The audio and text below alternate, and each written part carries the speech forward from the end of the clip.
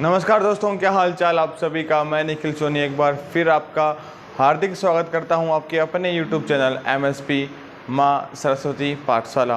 तो कल की क्लास में हमने किया था मेकिंग ऑफ हेल्पिंग वर्ब्स। तो हमने क्या किया था, मेकिंग ऑफ हेल्पिंग वर्ब्स हमने क्रिएट की थी। हेल्पिंग वर्ब कौन कौन से टेंस की, प्रेजेंट इंडेफिनिट की, प्रेजेंट कंटिन्यूस की और प्रेजेंट परफेक्ट की। और मैंने शायद ये भी कहा था कि मैंने प्रेजेंट परफेक्ट कंटिन्यूस करवानी है सबसे लास्ट में। तो इसलिए अब अपना अगला जो टेंस आता है वो है पास्ट इंडेफिनिट। तो देखो, मैं पास्ट इंडेफिनिट को 4 नंबर अपना टेंस आने वाला है पास्ट इंडेफिनिट। इस टेंस को समझाने के लिए मैं बहुत ही खूबसूरत एग्जांपल देना चाहूँगा। तसल्ली से समझना, तसल्ली से सुनना। इसको समझाने के लिए हम बात करते हैं थोड़ी प्यार मोहब्बत की। तो बात कर ली जाए हमारी भी।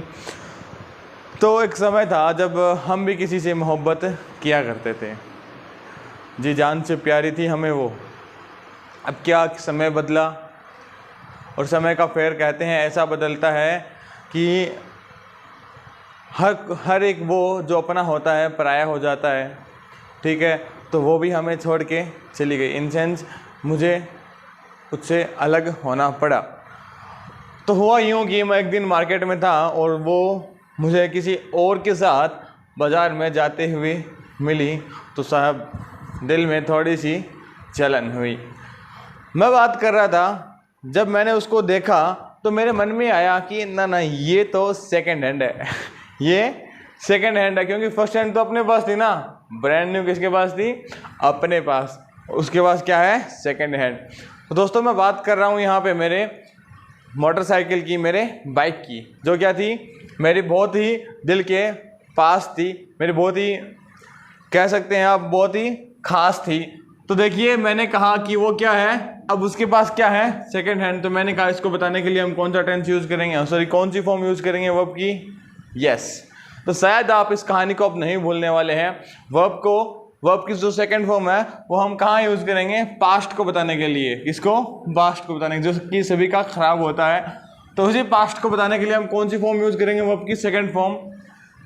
क्योंकि अपने पास तो फर्स्ट हैंड है, उसके पास सेकंड फॉर्म है, सेकंड हैंड है। तो second hand second form, second hand second form. तो पास्ट को बताने के लिए क्या यूज़ करेंगे? वर्ब की सेकंड फॉर्म।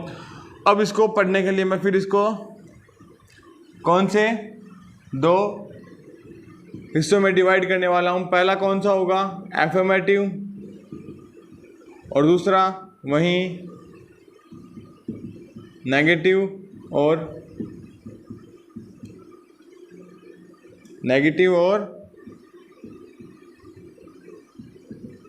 इंटरोगेटिव। तो दोस्तों, जब मैंने आपको बताया कि एफर्मेटिव में हम कौन सा फॉर्म यूज़ करने वाले हैं वर्ब की, सिंपली हम वर्ब की सेकेंड फॉर्म यूज़ करने वाले हैं। यहाँ पे हमें चाहे सिंगुलर सब्जेक्ट हो चाहे प्लूरल सब्जेक्ट हो, हमें कोई फ़र्क नहीं पड़ने वाला। हम वर्ब की सेकंड फॉर्म यूज़ करेंगे कहाँ? जब हमारे पास क्या हो? एफर्मेटिव सेंटेंस हो। फिर अपने पास क्या हो? नेगेटिव सेंटेंस इन सेंस शायद हमें मिल सकते हैं इंटरोगेटिव सेंटेंस। तो इसके लिए हमें क्या चाहिएगा? नोट ना। नेगेटिव के लिए हमें क्या चाहिए? नोट। और नोट के लिए हमें क्या चाहिए? Helping verb. सिंपल। हमने देखा था ना कि पास्ट इंडेफिनिट में वर्ब की सेकंड फॉर्म, पर इसको नोट आ गया इसके साथ, तो हमें क्या चाहिएगा? Helping verb. तो मैंने कहा था कि हेल्पिंग वर्ब के लिए हमें कहाँ हेल्प मांगनी पड़ेगी? शायद मैंने प्रेजेंट इंडेफिनिट में भी डू से हेल्प मांगी थी, और यहाँ भी मैं डू से हेल्प मांगूंगा। और डू की कितनी फॉर्म्स होती हैं? डू खुद, डिड, और क्या है? डन। Do, did, done. अब दोस्तों देखो, मैंने क्या है कि बात चल रही है सेकंड फॉर्म की, तो कौन सी फॉर्म उठाएंगे? डू की सेकंड फॉर्म। Very good. क्या आ जाएगा? डिड। अब जब हमने खुद डिड सेकंड फॉर्म है, तो हमें फिर से सेकंड फॉर्म लाने की ज़रूरत नहीं है।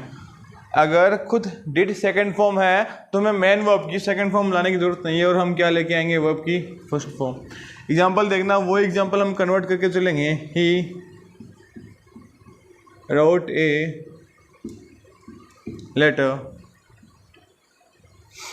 he wrote a letter, he did not wrote a letter। हाँ, आवाज़ आनी शुरू हो गई है।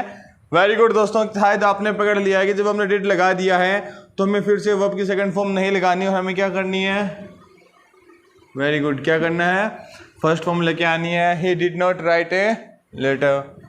फिर बात आती है इंटेरोगेटिव की। Did he write a. शायद आपको इनके स्ट्रक्चर समझने की ज़रूरत नहीं है, क्योंकि मैंने आपको फर्स्ट लेक्चर में यही करवाया था, हर सेंटेंस के स्ट्रक्चर अच्छे से समझाए थे। और यहाँ पे मैं आपको स्ट्रक्चर नहीं लिखे देने वाला, क्योंकि मैंने आपको करवा दिए हैं। हम डायरेक्टली इनको कन्वर्ट करते चलेंगे हर टेंस के अकॉर्डिंग। तो हमने देखा पास्ट इंडेफिनिट को बताने के लिए वर्ब की सेकंड फॉर्म चाहिए। Second form in sense second hand, second form in sense second hand. फिर हमारे पास पहले बहुत सबसे पहले आएगा अफर्मेटिव सेंटेंस, जिसमें हम वर्ब की सेकंड फॉर्म यूज़ करेंगे, चाहे सब्जेक्ट सिंगुलर हो चाहे सब्जेक्ट प्लूरल हो, कहीं कंफ्यूज नहीं होना। फिर बात आती है नेगेटिव सेंटेंस की या फिर इंटरोगेटिव सेंटेंस की। तो वहाँ पे हमें क्या चाहिएगा, हेल्पिंग वर्ब। हेल्पिंग वर्ब हमने किससे हेल्प मांगी, डू से। एक्चुअली हेल्पिंग वर्ब बनती कैसे है, हेल्प हेल्प हेल्प मांग के, please help me, please help me. हमें क्या चाहिए, हेल्पिंग वर्ब चाहिए। तो हमने किसको उठाया, डू की सेकंड फॉर्म क्या थी, डिड, क्योंकि हमें पास्ट में तो सेकंड फॉर्म चाहिए। तो हमने सेकंड फॉर्म उठाई और क्या चाहिए हमें, डिड।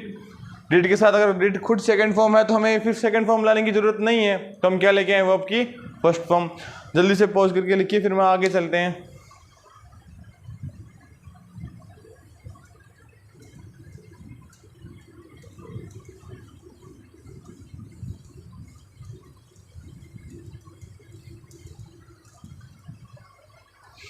तो दोस्तों अभी हमने बात की पास्ट इंडेफिनिट की, अब हम बात करते हैं पास्ट कंटिन्यूस की। Tense number 5,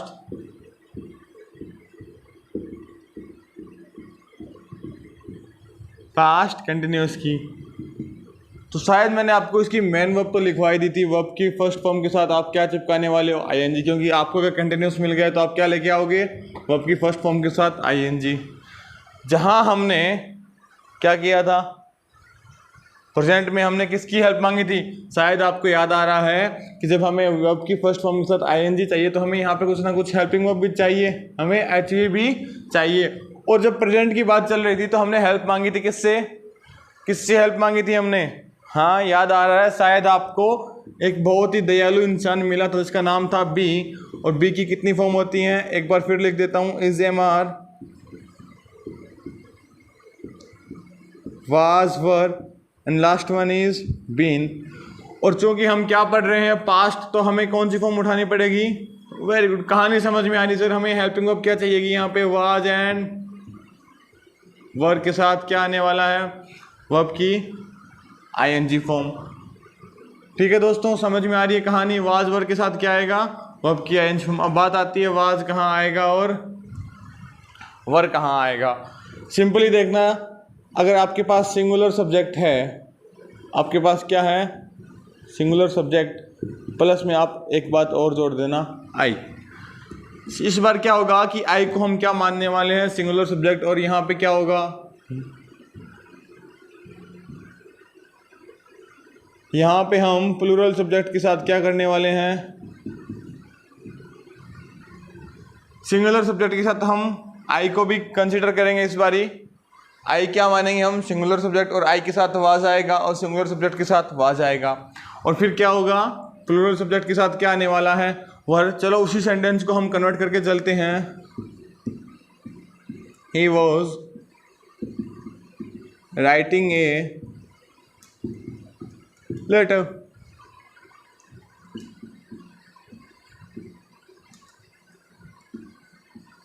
they were writing a letter. Negative बनाए तो they were not writing a letter. अगर आप इंटेरोगेटिव बनाना चाहें तो वर दे राइटिंग ए। कहीं कन्फ्यूजन नहीं आने वाली, तसल्ली से पढ़ेंगे। शायद हमने इन एग्जांपल्स को कन्वर्ट किया होगा, बहुत अच्छे से समझ में आया होगा। एक बार रिवीजन कर देता हूँ। पास्ट कंटिन्यूस में हम क्या करने वाले हैं, वर्ब की फर्स्ट फॉर्म के साथ आईएनजी चिपकाने वाले हैं। और जब हम वर्ब की फर्स्ट फॉर्म के साथ आईएनजी लेके आते हैं तो हमें क्या चाहिए होती है, एचवी। और यहाँ पे हमने देखा है कि कंटिन्यूस में हम एचवी किसके हेल्प, एचवी होती क्या है, हेल्पिंग वर्ब। क्या है, हेल्पिंग वर्ब। और हेल्पिंग वर्ब कहाँ से आती है, हेल्प मांग के। अब हमने यहाँ पे किसकी हेल्प मांगी, किसकी हेल्प मांगी, बी की। बी की कितनी फॉर्म होती है, फर्स्ट, सेकेंड एंड थर्ड। और यहाँ पे हमने जो पास्ट की बात कर रहे तो सेकंड फॉर्म उठानी है, पास्ट की सेकंड फॉर्म उठाई तो हमने वाज वर को लिखा। और सिंगुलर सब्जेक्ट के साथ हम वाज का यूज़ किया, प्लूरल के साथ हमने वर का यूज़ किया। और आई को हमने इस बार कंसिडर किया है सिंगुलर सब्जेक्ट। और हमने ये एग्जाम्पल्स बनाए हैं, जल्दी से लिख लीजिए।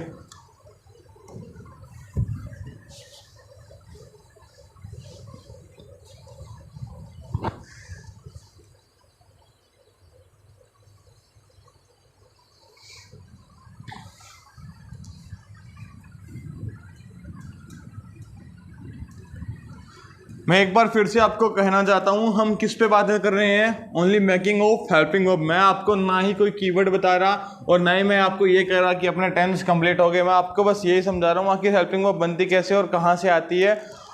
और इनको याद करने के लिए हमें इनको रटने की ज़रूरत नहीं है, हम ये आसानी से सीख सकते हैं कि आखिर हेल्पिंग वर्ब बनती कैसे है। शायद आपने प्रेजेंट इंडेफिनिट की सीख ली, प्रेजेंट कंटिन्यूस की सीख ली, प्रेजेंट परफेक्ट की सीख ली, पास्ट इंडेफिनिट की सीख ली, पास्ट कंटिन्यूस की सीख ली। और पास्ट बात अब किसकी बारी आने वाली है, पास्ट परफेक्ट की। Tense number 6, past perfect. जब हम बात करेंगे पास्ट परफेक्ट की तो परफेक्ट देखते ही हमें याद आया हमें वर्ब की कौन सी फॉर्म उठानी है, थर्ड। और वर्ब की थर्ड फॉर्म अकेले आएगी नहीं, क्या चाहिएगी इसको, हेल्पिंग वर्ब। क्या चाहिएगी, हेल्पिंग वर्ब। और हम इस हेल्पिंग वर्ब पे ही काम कर रहे हैं कि आखिर हेल्पिंग वर्ब बनती कैसे है। तो आपको शायद याद आया होगा प्रेजेंट परफेक्ट में हमने क्या किया था, हेल्पिंग वर्ब बनाने के लिए हमने हेल्प मांगी थी, किन से हेल्प मांगी थी, हैव से। तो पहला क्या था, हैव की पहली फॉर्म क्या थी, हैव। सेकंड फॉर्म क्या थी, had. And third form is had. और शायद आपको याद आ रहा होगा मैंने ये भी कहा था कि हैज़ कहाँ से आया, जो कि इसकी फॉर्म है ही नहीं, फिर भी हम हैज़ का यूज़ करते हैं। मैं आपको बताऊंगा हैज़ आखिर आया कहाँ से, पर अभी नहीं, समय आने पे। चूँकि हम बात कर रहे हैं किसकी, पास्ट की, तो हमें कौन सी फॉर्म उठानी है, सेकेंड फॉर्म। और सेकेंड फॉर्म उठा के मैं लेके आया हैड प्लस वर्ब की थर्ड फॉर्म। और चूँकि हम हेड अकेले को ले रहे हैं तो वो कहानी खत्म हो गई सिंगुलर सब्जेक्ट की और प्लूरल सब्जेक्ट की। सॉरी, एग्जाम्पल को कन्वर्ट कर सकते हैं, he had written a letter, he had not written a, sorry बताया नहीं यार आपने। और लास्ट वन इज जो कि इंटरोगेटिव होने वाला है, had he written a letter. शायद आपको यहाँ तक कोई कन्फ्यूजन नहीं हुई होगी, हमने अच्छे से कन्वर्ट कर लिया है। एक बार फिर रिवीजन कर देता हूँ। परफेक्ट को समझते ही हमारे याद आया कि वर्ब की थर्ड फॉर्म चाहिएगी, और वर्ब की थर्ड फॉर्म अकेले नहीं आती, किसके साथ आती है, हेल्पिंग वर्ब के साथ। अब जब हेल्पिंग वर्ब चाहिएगी हमें तो हमने हेल्पिंग वर्ब्स के लिए हेल्प मांगी किससे, हैव से। हैव की 3 फॉर्म होती है, हैव, हैड, हैड। क्योंकि पास्ट की बात कर रहे हैं तो हम क्या उठाएंगे, सेकेंड फॉर्म। और सेकेंड फॉर्म क्या है, हैड, हैड आया।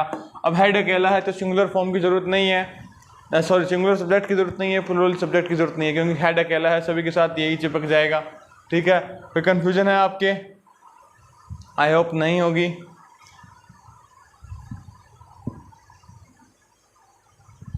तो दोस्तों आज हम बात करने वाले हैं कौन से टेंस की, फ्यूचर टेंस की। शायद आपने पहले एक वीडियो देखी होगी, मैंने यूट्यूब पे डाल रखी है इसी चैनल पे, use of will and shall. हाँ, कौन से टेंस में यूज़ करते हैं विल और सेल का, कौन से टेंस में करते हैं, फ्यूचर में। और फ्यूचर को बताने के लिए जो हमने अभी तक पढ़ा है उसका हम थोड़ा सा शॉर्ट क्विक रिवीजन ले लेते हैं। Present indefinite, past indefinite. Present indefinite में आपने यूज़ किया किसको, डू या डज को, और यहाँ पे आपने यूज़ किया किसको, डिड को। और ये कहाँ से निकल के आए थे, डू से। फिर हम बात करते हैं किसकी, प्रेजेंट कंटिन्यूस की। उसमें आपने क्या यूज़ किया था, इज, एम, आर। और अब बात करते हैं पास्ट कंटिन्यूस की। इसमें आपने यूज़ किया था वाज एंड व। और ये कहाँ से आए थे, बी से। और फिर बात करते हैं हम प्रेजेंट परफेक्ट की। इसमें आपने यूज़ किया था हैज़ या हैव। और फिर बात करते हैं हम पास्ट परफेक्ट की। यहाँ पे आपने यूज़ किया था वन एंड ओनली हैड। और ये कहाँ से आया था, कहाँ से आया था, हैव से। तो शायद आपको कहानी समझ में आ रही है कि हमने हेल्पिंग वर्ब बनाने के लिए किन्हीं तीन वर्ड की हेल्प ली थी, जो कि क्या थी, डू, बी और हैव। और ये तीनों वर्ब जो क्या है हमें हेल्प करती है किन में, हेल्पिंग वर्ब बनाने के लिए। इनको हम क्या किस नाम से जानते हैं,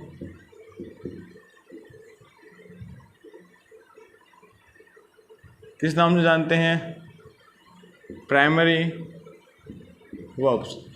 सारी कहानी इन्हीं से शुरू होती है और इनको हम जानते हैं किस नाम से, प्राइमरी वर्ब्स। क्योंकि हमने इन तीनों के बेसिस पे हमने क्या किया था, इन सभी की हेल्पिंग वर्ब तैयार की है। और इनको हम किस नाम से जानते हैं, डू, बी और हैव को किस नाम से, प्राइमरी वर्ब्स के नाम से। आगे बहुत काम आने वाली ये बात।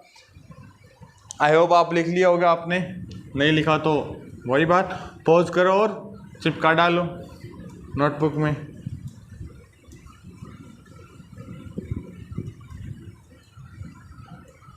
तो दोस्तों अभी हम बात करने वाले हैं फ्यूचर इंडेफिनिट की, टेंस नंबर 7। मैंने कहा था हमारा एक एक टेंस रहा है अभी भी, कौन कौन सा, परफेक्ट कंटिन्यूस वाला, प्रेजेंट का भी और पास्ट का भी। उसको मैं करवाऊंगा इन तीनों टेंस के बाद। तीनों कौन कौन से, इंडेफिनिट भी हो जाएगा इसका, कंटिन्यूस भी हो जाएगा और परफेक्ट भी हो जाएगा। तो उसके बाद हम करने वाले हैं किसकी बात, प्रेजेंट परफेक्ट कंटिन्यूस की, पास्ट परफेक्ट कंटिन्यूस की और फ्यूचर परफेक्ट कंटिन्यूस की। अब देखो आपको पता है कि हमने फ्यूचर को बताने के लिए क्या यूज़ किया है, विल या सेल, ठीक है। क्योंकि इंडेफिनिट हम क्या यूज़ करने वाले हैं, वर्ब की फर्स्ट फॉर्म। अब कहानी आती है कि विल और सेल के साथ तो हमेशा फर्स्ट फॉर्म आती है, पर विल और सेल कहाँ आते हैं, किसके साथ यूज़ करते हैं। तो एक हल्के फुल्के बच्चे को एक हल्का फुल्का टीचर समझा देता है। और आजकल ये मिथ भी फैला हुआ है कि क्या हो रहा है कि हम सर आज से है ना कोई भी सब्जेक्ट हो हम ओनली विल का यूज़ करते हैं, सेल का यूज़ नहीं करते। भाई ग्रामेटिकली ऐसा कुछ भी नहीं है, ये बस मिथ है। हम कहाँ विल का यूज़ करते हैं, कहाँ सेल का यूज़ करते हैं, आइए समझते हैं। मैंने इस पर सेपरेट वीडियो भी डाली है, use of will and shall, आप वो भी देख सकते हैं। अच्छे से एक्सप्लेन किया मैंने। आपको पता है कि जब आप सेल का यूज़ कर रहे हैं तो आपको ओनली क्या चाहिए, क्या चाहिए, आई और वी। मतलब अगर आई और वी है तो आप क्या यूज़ करने वाले हो, सेल। अगर आपको क्या मिल जाए, क्या मिल जाए, अदर सब्जेक्ट।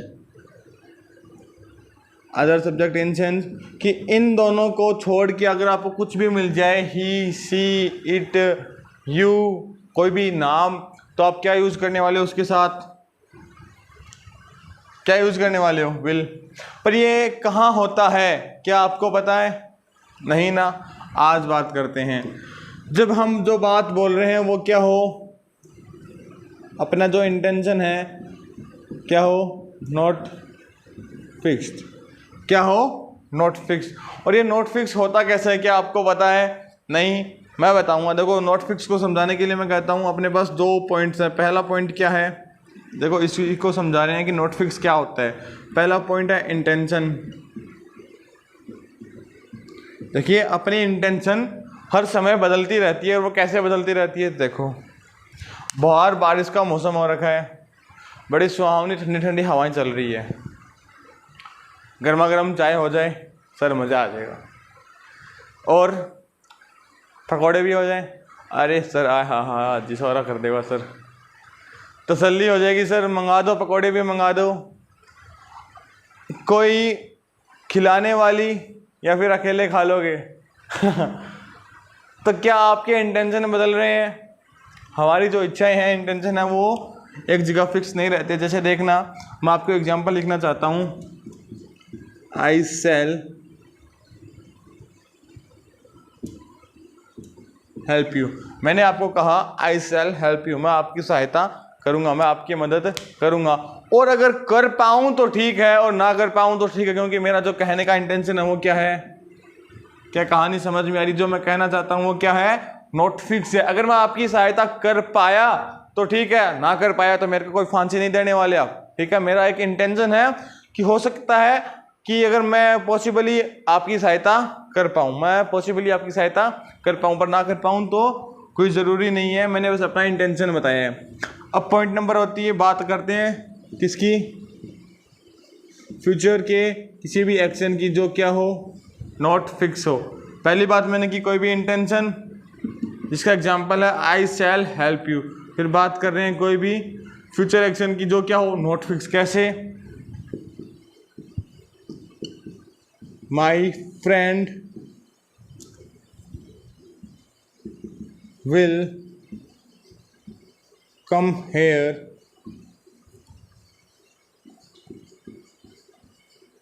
टुमारो। मैंने लिखा my friend will come here tomorrow. अब देखिए, जो मैंने एग्जाम्पल लिखा है कि मेरा दोस्त कल आएगा, और ना आया तो मैंने बस एक फ्यूचर का एक्शन बताया है जो कि क्या है? सर्टेन नहीं है। क्या है? नॉट फिक्स है। क्योंकि हमने देखो माई फ्रेंड क्या है? आई और वी नहीं है ना, अदर सब्जेक्ट है, और अदर सब्जेक्ट के साथ क्या लग गया? विल लग गया है ना। देखिए अदर सब्जेक्ट के साथ क्या लगा है? विल। और जब मैंने कहा कि अदर सब्जेक्ट के साथ विल लग गया, तो अपना जो इंटेंशन है, जो हम कहना चाहते हैं वो क्या है? नॉट फिक्स है। मतलब अदर सब्जेक्ट के साथ अगर विल लगता है तो जो भी हम कहना चाहते हैं वो फिक्स नहीं होता, नॉट फिक्स होता है। और अगर आई और वी के साथ हम शैल का यूज़ कर रहे हैं तो भी यही बात है कि देखो मैंने कहा आई शैल हेल्प यू, कि मेरा जो कहने का मतलब है वो फिक्स नहीं है, मेरे बस मन की एक इच्छा है, एक इंटेंशन है, जो मैं अगर कर पाऊँ तो ठीक है, और ना कर पाऊँ तो भी ठीक है। शायद आप ये नोट डाउन करना चाहते हो, फटक से कर लो। फिर मैं आगे फिक्स वाला बताता हूँ, आखिर फिक्स कैसे होते हैं। पानी पिला दो यार, थोड़ा सा ही पिला दो बस, ज़्यादा तो आस नहीं है मेरे को।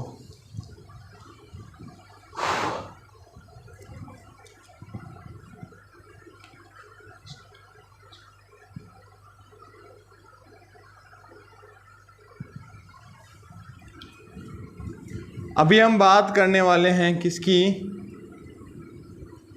कि कब हम आई और वी के साथ विल यूज़ करेंगे। अभी हमने थोड़ी देर पहले क्या किया है? आई और वी के साथ शैल यूज़ किया है। अगर हम उल्टा कर देते हैं काम को, इस बारी क्या करेंगे? विल यूज़ करेंगे कहाँ? आई और वी के साथ। और शैल यूज़ करेंगे कहाँ? Other subject. आप समझ गए होंगे। और इस बारी क्या होने वाले हैं? हम जो भी कहते हैं वो क्या होगा? फिक्स। हम जो बात कहना चाहते हैं वो क्या होगी? फिक्स्ड होगी। क्या होगी? फिक्स। और फिक्स कैसे होती है? देखिए, फिक्स को बताने के लिए मेरा पहला पॉइंट आता है प्रॉमिस। क्या है? प्रॉमिस। मैं उसी सेंटेंस को भी यहाँ पे आई के साथ विल यूज करके लिखना चाहूँगा। I will. मैंने लिखा आई विल हेल्प यू। इस बारी मेरा कहने का जो इंटेंशन है, जो बात मैं कहना चाहता हूँ, वो बात क्या है? फिक्स है। मतलब कहते हैं ना, रघुकुल रीत सदा चली आए, प्राण जाए पर वचन ना जाए। मैं तुम्हारी सहायता करूँगा तो करूँगा, चाहे कुछ भी हो जाए। बात समझ में आ रही है? चाहे कुछ भी हो जाए, आई विल हेल्प यू, मैं तुम्हारी सहायता करूँगा, औरों का मुझे पता नहीं, चाहे कुछ भी हो जाए। बात समझ में आ रही है? वो वाली नहीं है कि 200 रुपये मांग लोगे तो पीछे हट जाऊँगा। 200 रुपये की तो बात है। मैंने कहा है आई विल हेल्प यू, मैंने आई के साथ विल लगाया, मतलब मैं बात दावे के साथ कह रहा हूं, मेरी कहने का जो मतलब है वो क्या फिक्स है, मैं तुम्हारी सहायता करूंगा। 200 मांग लो, 300 मांग लो, मिल जाएंगे। हाँ वो बात अलग है, हजारों में मत मांग लेना, ठीक है। तो पहला क्या हुआ, प्रॉमिस। और उसके बाद क्या है, उसके बाद आ रहा है डिटर्मिनेशन। क्या आ रहा है, डिटर्मिनेशन। क्या स्पेलिंग मैंने सही लिखी क्या, देखना, डिटर्मिनेशन, सही है ना। हाँ, डिटर्मिनेशन नहीं होता, क्या होता है, डिटर्मिनेशन। डिटर्मिनेशन, डिटर नहीं होता भैया, ये हम गलत बोलते हैं। डिटर्मिनेशन, रह नहीं आता, डिटर्मिनेशन, ठीक है, डिटर्मिनेशन। और इसका एग्जांपल देखना, आई और वी आएगा तो क्या यूज करेंगे हम, वी के साथ विल को चिपकाएंगे, क्योंकि हमारा जो कहने का मतलब है हम डिटर्मिनेशन के कह रहे हैं। जो अपना इंटेंशन था वो इस बार बदल के क्या हो गया है, डिटर्मिनेशन। कि हम हल्की फुल्की बात नहीं कर रहे, दावा है कि we will qualify the exams, we will qualify the exams, the exam this year. इस साल अगर हमसे पढ़ोगे, मतलब आपसे पढ़ेंगे सर, तो हम इस साल क्वालिफाई करेंगे ही ना। ये डिटर्मिनेशन है हमारी, चाहे कुछ भी हो जाए, हम इस बार ही एग्जाम क्वालिफाई करेंगे। हम डिटर्मिनेशन, डिटर्मिनेट होके हम ये बात कर रहे हैं, कोई हल्की फुल्की बातें नहीं कर रहे। हमने 2 पॉइंट पढ़े हैं, पहला पॉइंट है प्रॉमिस, दूसरा पॉइंट है डिटर्मिनेशन। और अब बात आती है तीसरे पॉइंट की, वो क्या है देखना, यहाँ पे लिख रहा हूं मैं,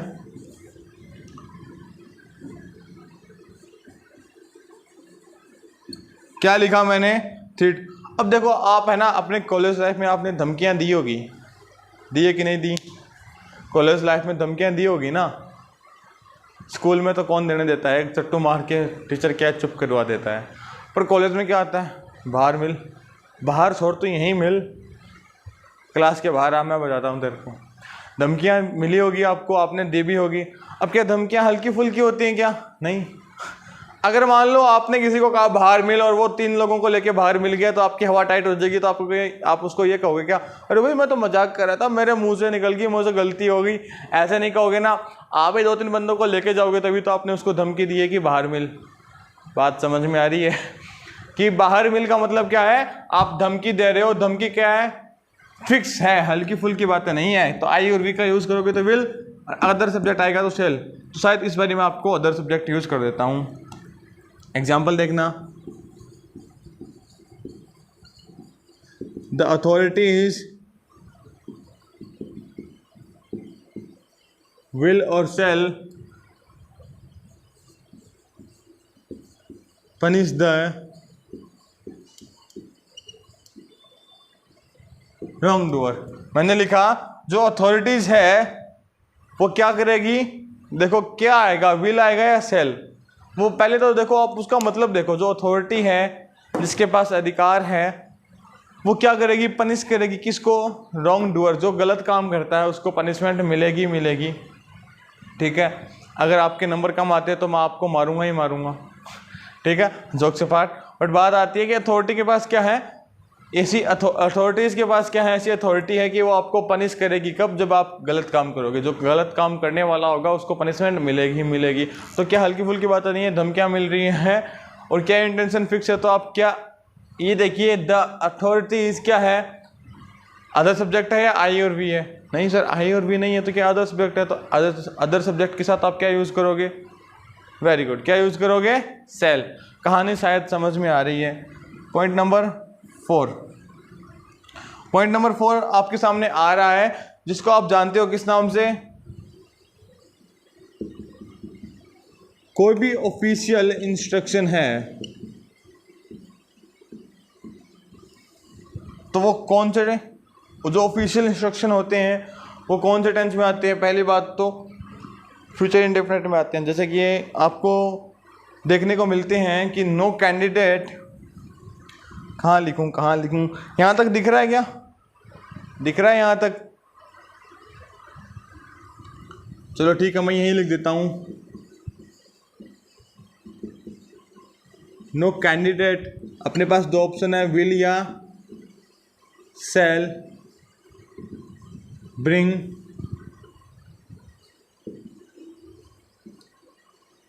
यहाँ पे ये ऑप्शन नहीं है, ये दोनों लिखने आपको ऐसे ऑब्लिक लगा के।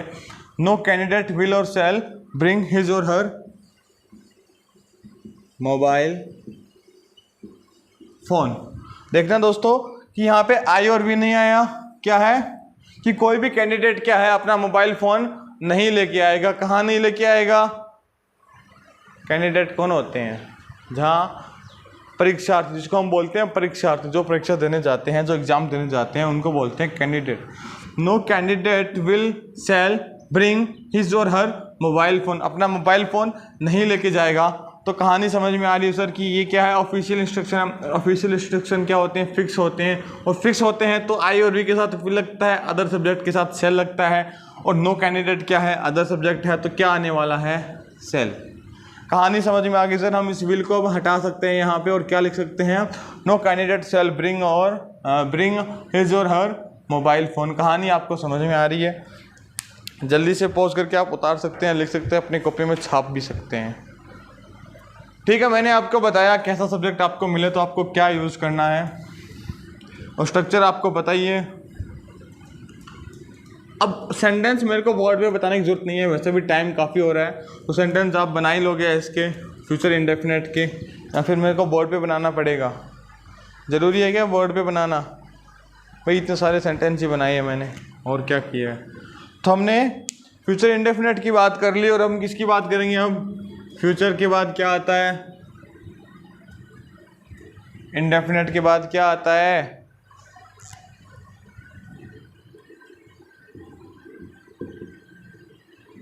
फ्यूचर क्या है? Future continuous. शायद आप पहले देखते हैं हम कंटिन्यू फ्यूचर को। फ्यूचर को बताने के लिए हम क्या करते हैं? विल या सेल। विल या सेल। फ्यूचर को बताने के लिए क्या करेंगे? विल और सेल। फिर हम यूज़ करने वाले हैं क्या? वर्ब की आईएनजी फॉर्म। फर्स्ट फॉर्म के साथ क्या लगा देंगे? आईएनजी, क्योंकि हमारे पास इस बार क्या है? कंटिन्यूस। और देखना है इस बार हम क्या करने वाले हैं? खुद बी को, क्योंकि आपको पता है कि हम कंटिन्यूस में क्या यूज़ करते हैं? क्या यूज़ करते हैं कंटिन्यूस में? बी की हेल्प लेते हैं। तो इस बार भी हम क्या करेंगे? बी की हेल्प लेंगे। और बी की हेल्प लेंगे तो आपको इस बार ये देखना है, पहले तो हम बी को यूज़ कर रहे थे प्राइमरी वर्ब के रूप में, और इस बार ये जो बी है ये किस रूप में आया है? किस रूप में आया है? एक बार बोल के देखना। पार्टिकल। क्या है? पार्टिकल। बी क्या है यहाँ पे? पार्टिकल। और हमेशा याद रखना जो पार्टिकल होता है वो हमेशा किसके साथ आता है? किसके साथ आता है? वर्ब की मैन फॉर्म के साथ। क्या आता है? वर्ब की मैन फॉर्म के साथ। कहानी समझ में आ रही है आपको? इस बार हम क्या कर रहे हैं? देखो, हमें पता है कि हमें वर्ब की आईएनजी फॉर्म लगाने के लिए कुछ ना कुछ हेल्पिंग वर्ब चाहिए। ठीक है, विल और सेल तो आ गए अपने को फ्यूचर बताने के लिए, तो हेल्पिंग वर्ब तो चाहिए ना? चाहिए। तो हमने बी की हेल्प ले रहे हैं अभी तक, तो हम इस बार भी बी की हेल्प लेंगे, पर इस बार ये किस रूप में आ रहा है? पार्टिकल के रूप में। इस बार हम इसको प्राइमरी वर्ब ना बोल के क्या बोलेंगे? पार्टिकल। और पार्टिकल हमेशा कहाँ रहता है? वर्ब के मेन फॉर्म, वर्ब के मेन फॉर्म के साथ रहता है। आपके एग्जाम्पल लिख सकते हो क्या इसका? चलो वही एग्जाम्पल कन्वर्ट करते हैं। He will be writing a letter. चलो अब कहानी आती है नेगेटिव सेंटेंस की। कौन से सेंटेंस की? नेगेटिव सेंटेंस की। He will be writing a letter. देखो, आपको इसमें क्या फंसाना है? इस प्यारे से शब्द को फंसाना है जिसका नाम क्या है? नोट। आप कहाँ फंसाओगे? यहाँ पे 1 नंबर, यहाँ पे 2 नंबर, यहाँ पे 3 नंबर, यहाँ पे 4 नंबर। अपना आंसर कमेंट करना फटाक से। क्या आप कहाँ फंसाना चाहते हो इस नोट को? अकॉर्डिंग टू माई ट्रिक, मैंने आपको कहा था नोट कितने लेटर से मिलके बना है? 3। और ये कितने नंबर पे आता है? 3। देखिए दोस्तों, ये मैंने कहा था 3 नंबर पे आता है, और ये क्या है? ये पहला नंबर, ये दूसरा नंबर, और ये बी कितने नंबर पे है? 3 नंबर पे। तो इससे पहले क्या आना चाहिए? नोट। मतलब यहाँ पे क्या आना चाहिए? नोट। मेरे अकॉर्डिंग तो यहाँ पे नोट आना चाहिए। और क्या है? और किसके अकॉर्डिंग? आपने कहा था सर हम क्या करते हैं कि इसको मेन वर्ब से पहले लिखते हैं और हेल्पिंग वर्ब के साथ लिखते हैं। तो क्या हम बी के बाद लिखें, यहाँ पे लगाए? क्या हम ऐसे लिखें ही विल बी नॉट राइटिंग? नहीं सर, जच नहीं रहा। शायद जो मैं कह रहा हूँ वही बात सही है। कहाँ आएगा? He will not be writing a letter. कहानी हमने ये भी देखी थी कि बी हमेशा किसके साथ आता है? जो पार्टिकल है वो किन के साथ आते हैं? हमेशा मेन वर्ब के साथ। जो ये बी है वो किसके साथ आएगा? किसके साथ आएगा? ये बी हमेशा किसके साथ रहने वाला है? मेन वर्ब के साथ। तो नोट हमेशा 3 नंबर पे। दोनों कहानियाँ यहाँ पे मैच हो रही है, नोट को 3 नंबर पे रख सकते हैं। और बी हमेशा किसके साथ रहेगा? मेन वर्ब के साथ। तो आप शायद कंफ्यूज नहीं होने वाले हैं आपके एग्जाम में, ठीक है। और अगर हम बनाना चाहें कौन सा इंटरोगेटिव,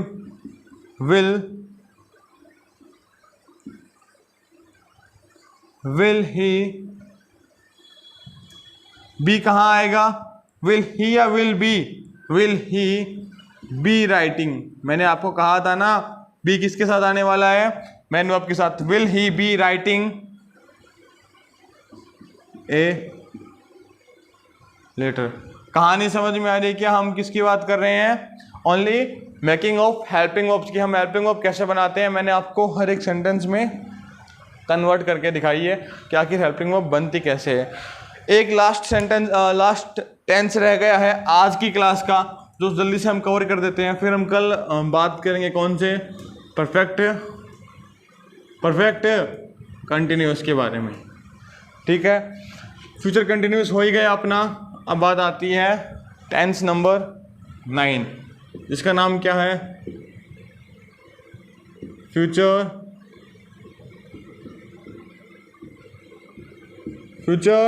परफेक्ट। क्या है? Future perfect. तो शायद आपको फ्यूचर परफेक्ट समझ के कहानी समझ में आ रही है। फ्यूचर के लिए हम क्या यूज़ करने वाले हैं? विल और शैल का। अब आपको पता है परफेक्ट है तो हम किसकी हेल्प लेने वाले हैं? हैव की। और हैव इस बार खुद अपनी फॉर्म में आएगा, हैव। और शायद आपको पता ही है वर्ब की कौन सी फॉर्म आती है? थर्ड। क्या आप मेरे को बता पाते हैं कि जब वहाँ बी पार्टिकल था तो यहाँ हैव भी पार्टिकल होगा? हाँ, क्या होगा? पार्टिकल। और जब पार्टिकल होगा तो ये किसके साथ रहेगा? हमेशा वर्ब की मेन फॉर्म के साथ, ना कि हेल्पिंग वर्ब के साथ। किसके साथ रहेगा? वर्ब की मेन फॉर्म के साथ। आपको बताइए विल शैल का यूज़ कहाँ होना? तो सब सीधा हम एग्जांपल लिख देते हैं। वही एग्जांपल है, ही के साथ विल लगाते हैं। ही विल हैव, क्या है? Particle. He will have written a letter. फिर आता है ही विल नॉट हैव। शायद यहाँ भी आपको कंफ्यूजन नहीं हुआ अगर नोट 3 नंबर पे आया। और हैव के बाद हमेशा क्या आने वाला है? Written a letter. अगर आप इसको इंटरोगेटिव बनाना चाहते हो तो विल पहले आएगा। Will he have written A.